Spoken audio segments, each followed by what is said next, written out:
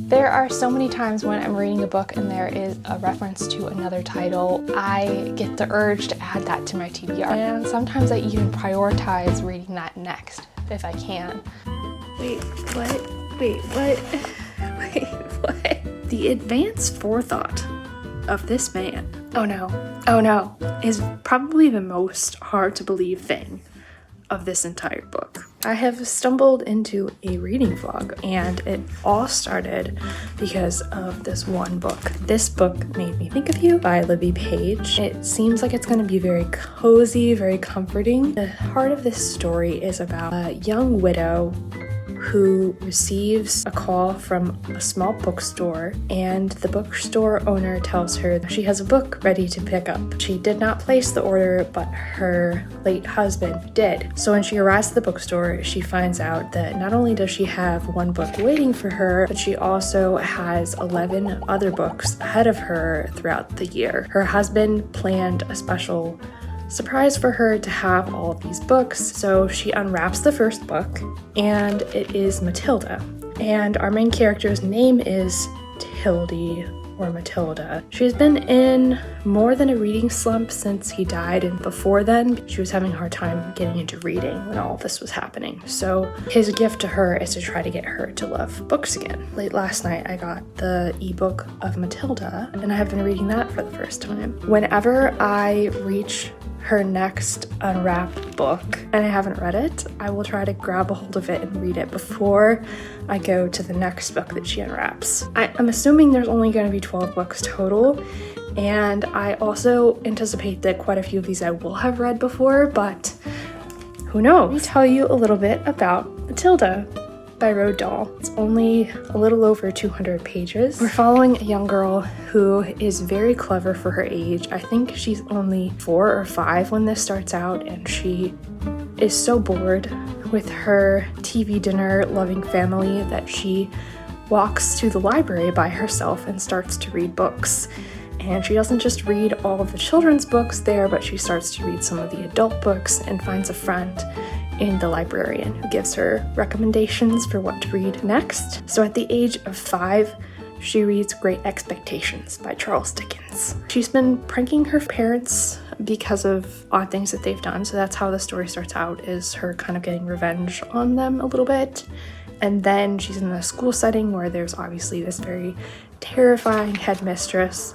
But I think I also would have really liked this as a kid, especially because Matilda loves books and she loves the library so much. I'm not sure what I'll end up thinking of this book, but I am enjoying my time with it so far, and it is a very fast and cute little read. So I'm going to finish Matilda, and then I'll let you know when I finished it, and in Tildy's TBR, what book she unwraps next from her late husband in this book.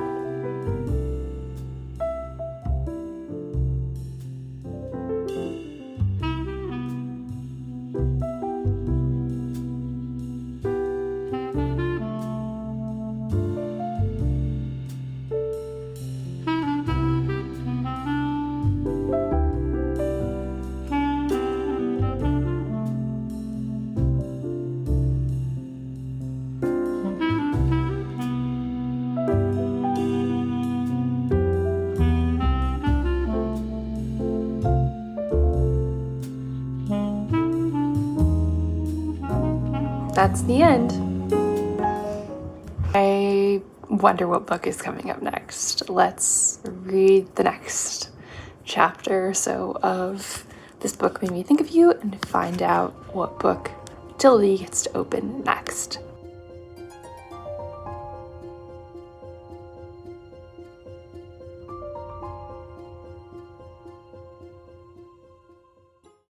Something that I don't quite understand about this book is that I don't know how old Alfie, the bookseller, is, because I kind of feel like there are seeds being planted for a romance in the future. I just feel like the age of the bookshop and his initial description made me think of someone much more older. He's mentioned as someone that she thinks could possibly own a typewriter and know how to fix it. So I've already projected him as older in my head, and I'm gonna need more description of his character to place him in the right age group. The other thing that doesn't make sense to me is that Tildy's husband, Joe, when they meet, which is described, I think, in the second chapter, he says that he is not a reader, and she recommends that he try a Frederick Bachman book. She recommends a man called Uwe to start. I'm just puzzled as to whether he's read the books that he's planned for her to open during this year, because if he hasn't, it seems kind of strange that he selected these for her kind of at random, like without knowing what is in them and what experience she's going to have with it, I guess. But I suppose maybe the bookseller played a part in the selection of them. I don't know. Maybe that will be something that's revealed earlier on, or something we're just supposed to let go. Maybe he did read more when they were together, but I'm a little confused by that at the moment. I've read chapter 6, still haven't figured out what book Tildy is unwrapping for February. She did run into the bookseller again at the library because reading Matilda made her want to go to the library and read some children's books. So she grabbed 3 books and she camped out in like the kids area, which is kind of like strange behavior. But she ran into the bookseller there because he was donating a box of used books to the library. So he asked her when she was going to be next in to pick up the next book. So I'm on chapter 7 now. Oh no. Oh no. She takes the book in 2 hands, her arms sagging with the weight of it. Wow. Well, I'm guessing this one isn't a children's book. Thanks. I'm glad I came back. Oh. Okay, let's see.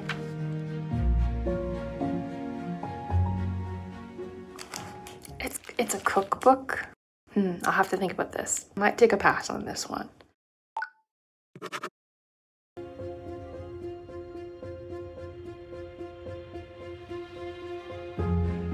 Alright, so this is the first book that I have already read previously, and that is Beach Read by Emily Henry. This is a romance about 2 authors who move in to adjacent beach houses. They have a very gruff relationship with one another. I think one of them writes lighter books and the other writes more heavy, maybe literary fiction books, and so they decide to trade off and help each other write the difficult sections of their books. At least that's what my memory of it is. Once again, I'm struck by the idea that this character, Joe, her late husband, would have read Beach Read. She's never read romance books, and the bookstore owner is immediately like, it's more than interesting, it's the perfect romantic comedy, fantastic characters, spot on dialogue, the way Emily Henry understands and subverts romance tropes. So he's just gushing over this book, which I think is hilarious.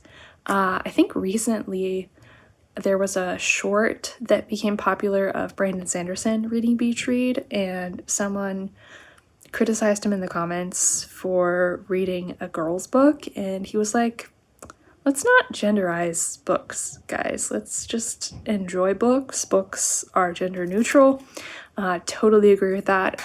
I just am surprised again because her husband is not a reader based on our introduction of him, and she's really not questioning how he's recommending these books to her, which is still surprising me. But I'm going to continue, so I am starting on chapter 10 next. More story unfolding, I'm sure, before our next book.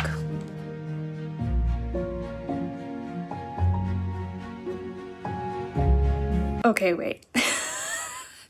I just turned the page. His surprise with this book is that he booked their honeymoon trip. The dream trip that they wanted to go on didn't happen, and so he booked the trip for her, and he made plans for her to go with her sister because he wanted to make sure she had fun. She is stressing that she is going to have to take time off of work, and her supervisor is like, it's all organized. Joe told us about the trip next. The advanced forethought of this man is probably the most hard to believe thing of this entire book. I mean, I know that romantic gestures are not unheard of, and you could be good at this, but even still, this is a lot. This is a lot of planning whilst also dealing with terminal illness. I'm trying to suspend my disbelief a little bit on that and just enjoy it. Their vacation in Bali is sounding very appealing to me right now, so.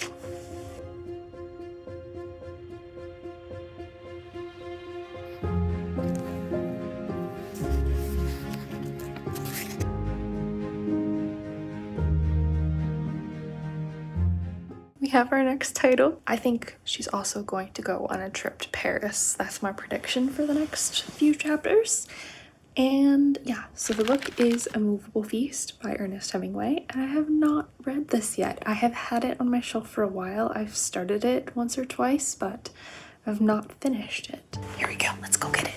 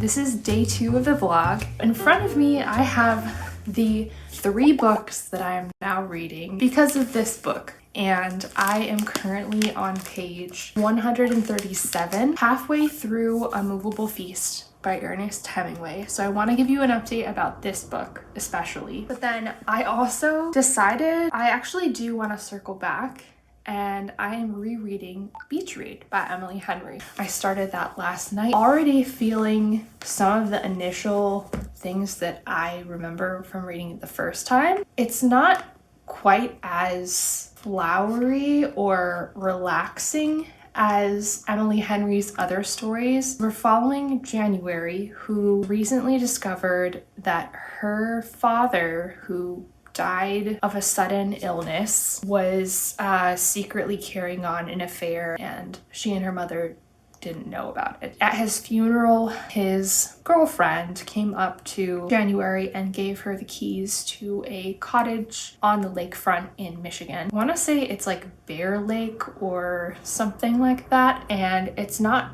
isolated like there are other houses on the street next door. She decides she's going to go to that beach cottage and really put in some writing time on the manuscript that she is overdue on. I think she already has her advance from the publisher, but she hasn't made any headway with the story, and she's had quite the writer's block since her father died. She arrives at the beach house with a box full of gin, and I remembered that she does have like a bit of a drinking problem. And I don't know if that changes, if that's something that is addressed. That automatically kind of did a bit of a tonal shift for me in the story, because it's usually more lighthearted and funny, and yes, the dialogue is funny and there are still some really cool like girlfriend to girlfriend quips over the phone with her friend in this story. I already have fan casted in my head who would play her friend. I'll put an image on the video if I think about it when I'm editing. There was a reference to Matilda because January's like book agent or her editor was compared to Miss Honey from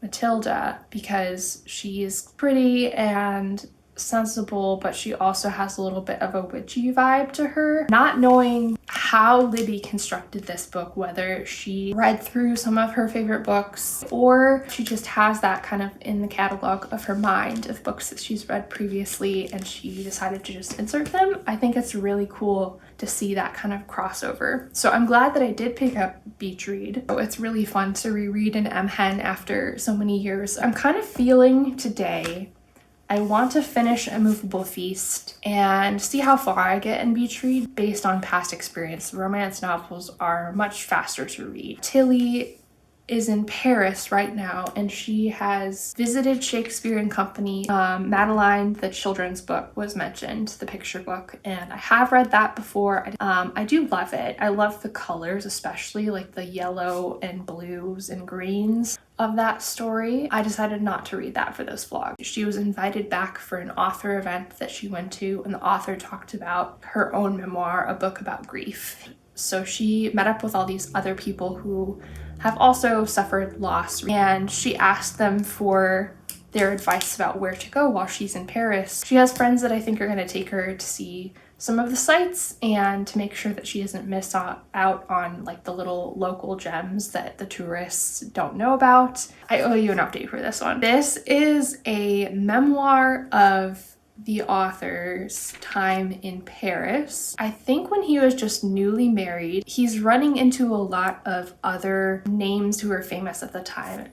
Gertrude Stein is mentioned. F. Scott Fitzgerald is gonna come up. He has already been name dropped. So a lot of his contemporaries, he kind of like crosses paths with them in Paris, or they are the sources of gossip amongst some of the elite artists of the time. There is some pretty, not nature writing, but more travel writing, like his experience waking up and seeing a woman. She carried a bowl downstairs in time for the goat herd who was walking his goats down the street to stop. She paid him for some milk and he milked the goat into her bowl so she had fresh goat milk. And then he goes about the rest of his day, talks about the cafes that he visited. One of the entries is about going to the bookstore, Shakespeare and Company, for the first time. He didn't have very much money at the time, but they had a rental system, so he went there intending to start up a rental, and the shop owner told him it was okay, sign up for it now and bring the payment by later. She had no reason to expect that he would be back soon with the payment, but Sylvie was just very gracious in that way. And this feels more like little vignettes of Paris. My favorite piece so far is the section called Birth of a New School. Hemingway packs up his pencils and his pencil sharpener and his notebook, and he plans to go to this one cafe where he's certain he's not going to be interrupted. He doesn't think he's going to encounter anyone he knows, and so he's going to get in some really good writing time. And he's so committed that when he arrives at the cafe and this person he does know comes up to him and starts a conversation, he stays writing. In the moment, he still puts down a sentence and then he puts down another sentence and he kind of tries to tune out what his friend is saying and gives like very general responses. He makes the friend promise never to come back to that cafe because that was his last refuge, his one place that he wanted to go to write regularly, and his friend promises. And then he goes home. The next day, he didn't think his friend would come back, but I did not want to take chances, and I decided to give the cloisterie a day's rest. So the next morning, he woke up early and he boiled like the baby bottles and fed his son, and then he worked at the dining room table before anyone but he, the cat, and I were awake.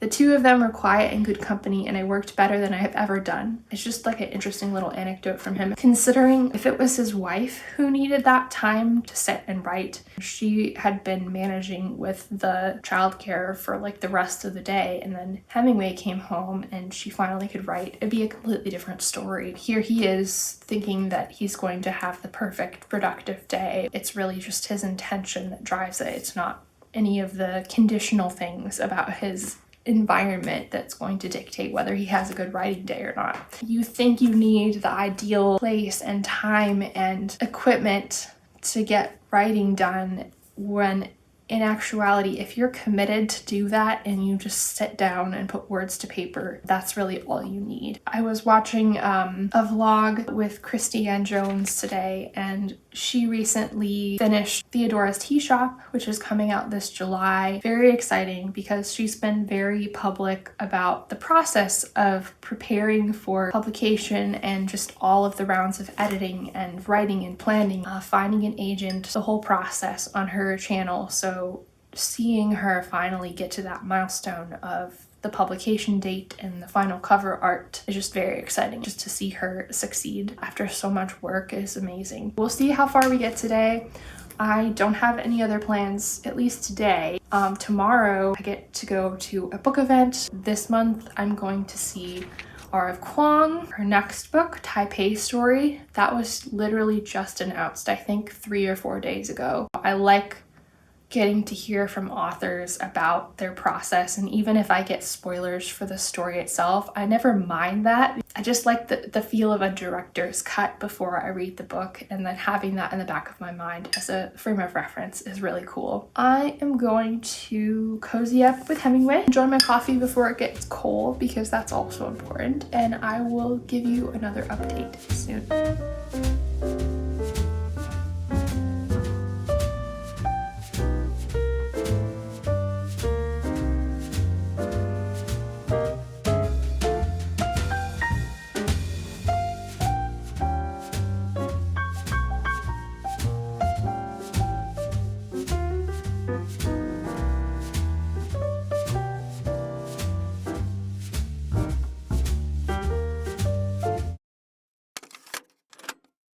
What are my final thoughts on Movable Feast? Thought I was going to see more of Paris and Switzerland. It's really just vignettes. It's like little essays. I woke up and went to this cafe and had this to eat and this to drink. The 1920s version of an influencer on Instagram.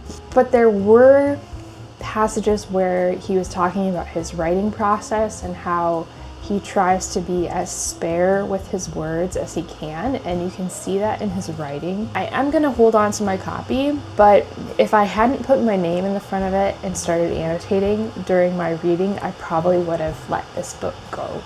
That's how little it did for me, how significant I feel like it is. Like, it's not something that I think I'm gonna reach for in the future. If I hadn't been reading a beach read at the same time, I think I might be in a little bit of a reading slump right now because I really didn't like that book. There were a lot of things there that I probably could have done a deep dive on if I wanted to. I didn't really want to. So that's where I'm at with that. I don't know. I'm gonna turn off the sound so you don't have to hear this.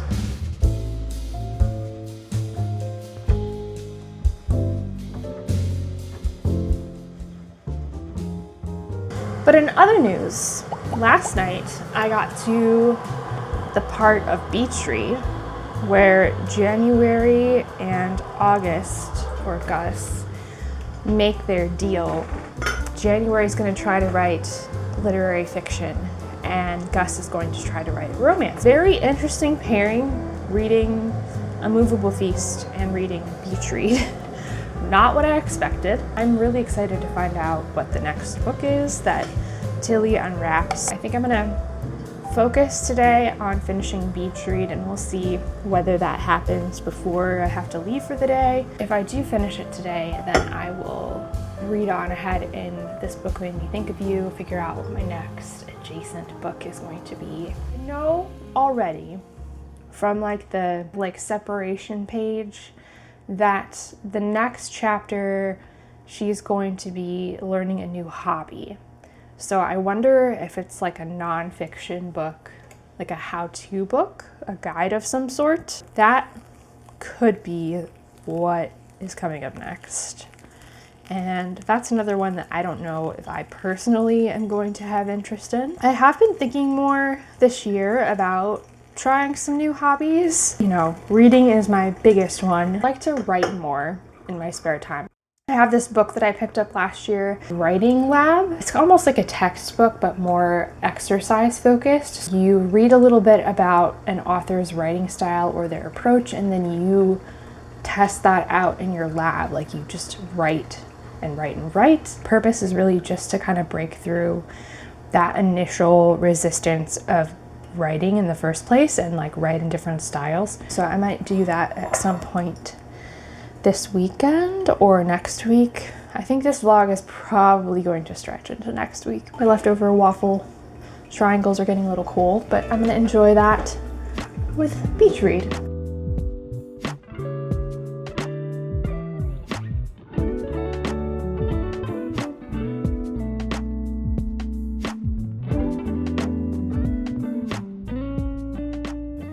I'm just remembering how strange this book is. Gus is taking January to interview a woman who was trapped in a cult, and I can't believe I forgot that plot point. One of the things I'm thinking as I'm reading this book is that these characters are so Jess and Rory from Gilmore Girls. That's my fan cast for this in time gone by. I'm gonna keep reading.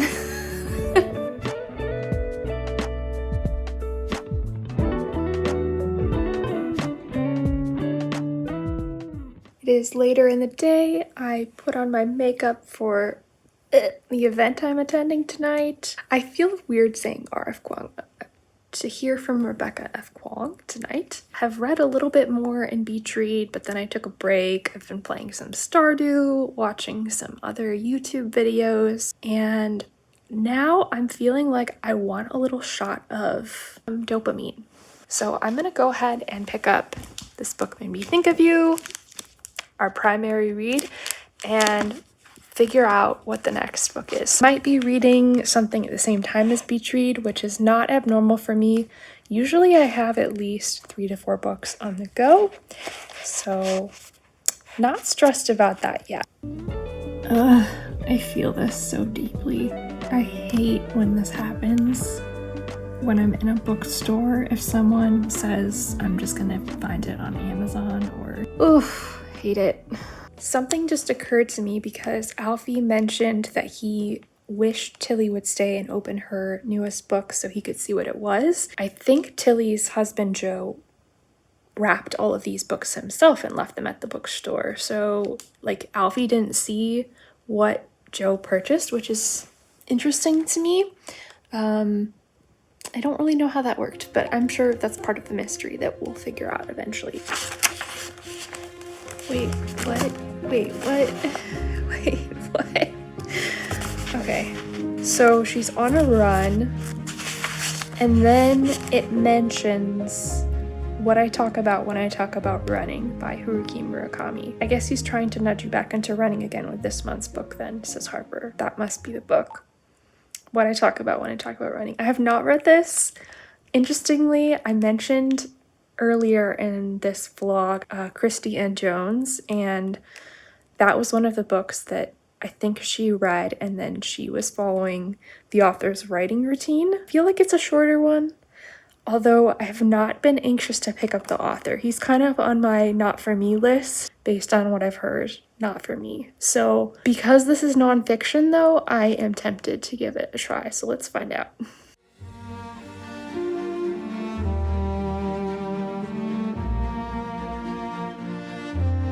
There's a wise saying that goes like this: a real gentleman never discusses women he's broken up with or how much tax he's paid. Actually, this is a total lie. I just made it up. Sorry.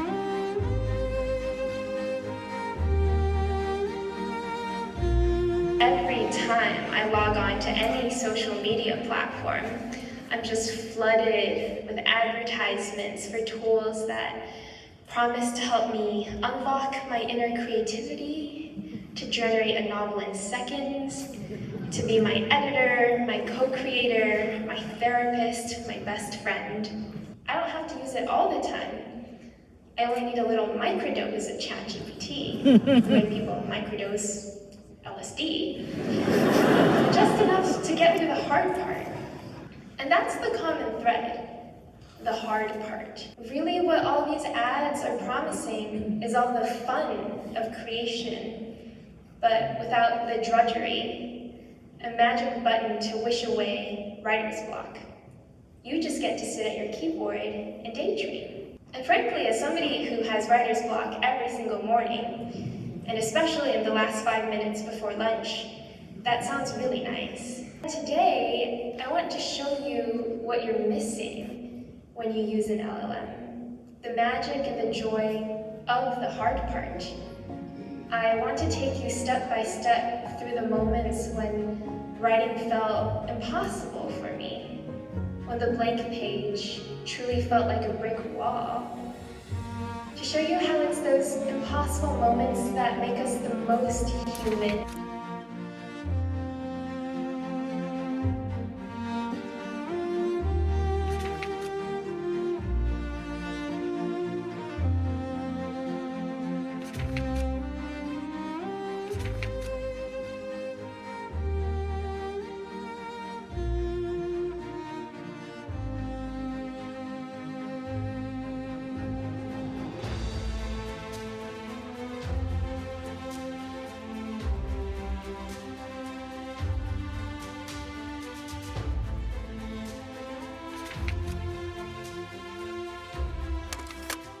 Last night I finished This Book Made Me Think of You. I also finished What I Think About When I Think About Running by Haruki Murakami on audiobook, and Beach Read also I finished yesterday. The past 4 days I feel like I've been reading almost nonstop, and this is why I don't always love to do vlogs. I like to kind of spread out my reading experience a little bit and take my time. I think I could have gotten even more crazy with it because each of these sections has recommendations that are supposedly from the fictional bookshop in the story. So if you wanted to, you could read all of those as well. There's so many book recommendations in this book that if I had done all of them, I probably would have been vlogging for months, because each section has recommendations from the fictional bookshop in the story, and even the back of the book where we have blurbs from other authors, they included their favorite book to share as well. So it's kind of loaded with book recommendations. And I saw a video on Instagram with the author, Libby Page, and she was talking about how she hopes that this book will help readers beat their reading slumps. And I think it definitely could do that for you. It was lighthearted and wholesome, and there is a romance in it that develops. I didn't find it to be the most appealing element of the book, though. I was really reading it for Tilly as she tries things that help her feel like she's herself again, and then tries new things that make her a more adventurous person. And personally, that's been very similar to the past year that I have had myself. So last year I left my job of 9 years, and I have been searching for a bookish job since then. I'm still hoping that that's something in my future, but I feel nervous even giving words to that sometimes because it's very competitive and the job market is insane. Even things that I have been overly qualified for and maybe didn't sound fun but seemed like, you know, well-paying and stable jobs, I have not even gotten interviews. So I'm just trying to be patient, but I've also had a year of many adventures, and I've been reading so many books. So for many reasons, this book was meaningful to me, and I think it will be a fun read for you too if you decide to pick it up.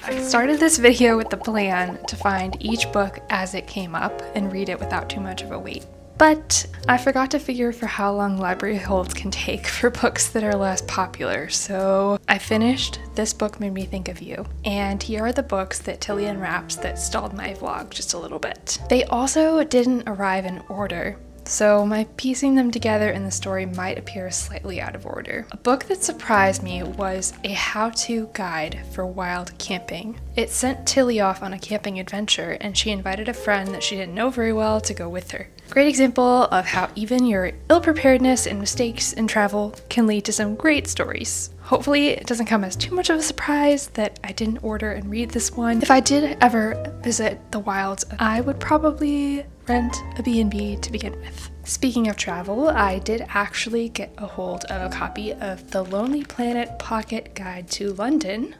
Please be proud of me. But while I still hope to visit the city someday, I wasn't quite ready to sit down and jot a bunch of places in a notebook. One of the books Tilly unwraps is called The Poetry Pharmacy. This is a poetry collection that's unique to the UK, and not only was I unsure about the wait time to get a hold of a copy, but I also know myself. It took me 8 months to read Devotions by Mary Oliver. It was going to take me even longer to read a collection of poetry that you're meant to read as a prescription for your current emotional mood. While I skipped this one, I think it's such a fun concept, and it makes perfect sense that it was one of Tilly's gifted books. The next book Tilly opens is Letter to New York by Helene Hanff. At this point of the story, Tilly is deciding whether to stay in London or to pursue her dream job in New York City. This book of short stories about life in the city seems like a great way to sell someone on moving there, if they don't have an adorable bookshop in London. When Tilly is in this transitional phase of her life and she has the freedom to choose what she does next, she unwraps Big Magic by Elizabeth Gilbert. I ended up reading and switching between the ebook and the audiobook, which was narrated by the author, and I read it on kind of artist dates in different coffee shops and even a ramen place, which was an experience in itself.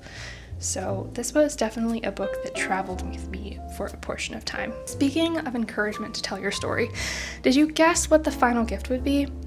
I have to admit that I was expecting this one from pretty far off. The final book that Tilly opens is a journal to process everything she's learned over the year and chronicle her further adventures in life. I have some suggestions for you if you want to do a reading rabbit trail of your own that is kind of like unspoiled, because I know that like I intentionally talked about all the books that Tilly reads in this story.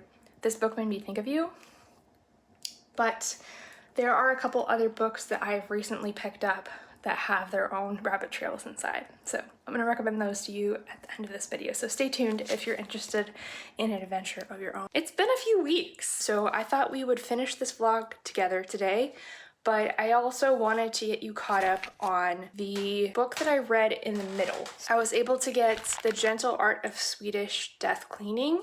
First of all, I'm not sure that that is the best book for the purpose. Maybe there is a revised and expanded edition of that book, but I think the author's tone of voice, her POV is very like your sensible aunt or your wise grandmother. That was what it felt like reading from. In her book, she pointed out that while women end up being the person who inevitably have to do the death cleaning, men are the ones who are more likely to be accumulating things that they think they'll need eventually. There's definitely an inequity there, and I think that would be worth exploring further.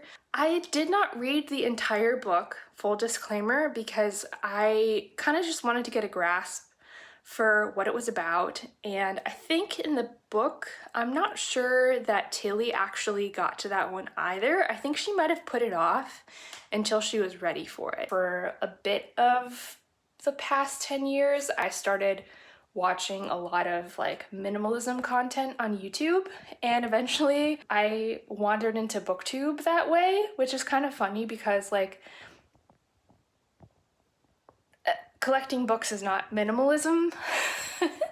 But in my journey with minimalism, I particularly enjoyed Marie Kondo.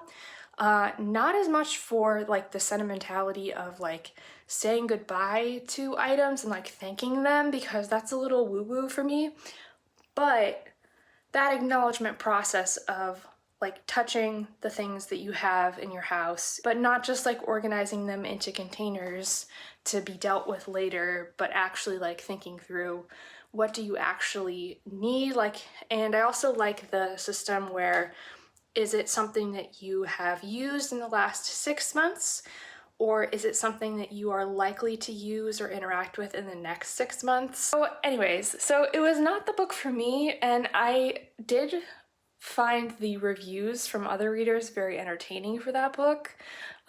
It seemed that some of them took the author's section on pets very heavily. She was moving from one country to another, and she had an elderly dog that had some very serious health issues, and so she consulted with the vet because she wasn't sure if it was like fair for the dog to have to like endure being in quarantine for several weeks before he could like be back with her in her new home. And the vet, ultimately agreed with her that it was probably better to say goodbye to her dog now. So pet euthanasia, yeah, maybe if that's like a trigger for you, then don't read that section. But overall, I just think there's got to be better books out there on that topic. Have you read anything in the, tidying minimalism vein that you would recommend to anyone who's looking for something like that? I love getting recommendations myself in the comments, and I also appreciate when you leave comments that are helpful to other people who are viewing the videos. It has been 5 books, 1 haircut, and independent bookstore day since we last talked. So I'm feeling a little antsy to wrap up this vlog, if I'm completely honest, because I have some other content ideas for the month, and I don't want to be hiding the secrets of what books I read in this video for my wrap-up.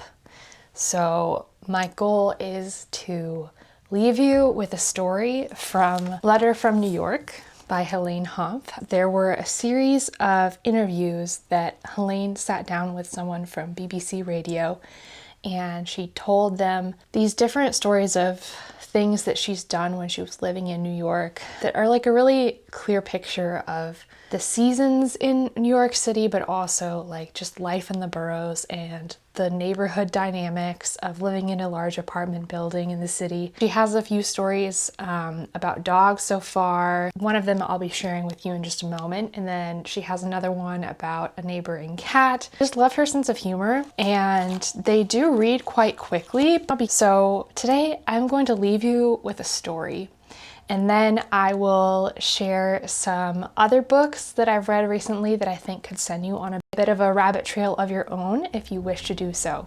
The story I'm going to tell you happened a few years ago on a September Saturday night, still known on our block as the Night of the White Poodle.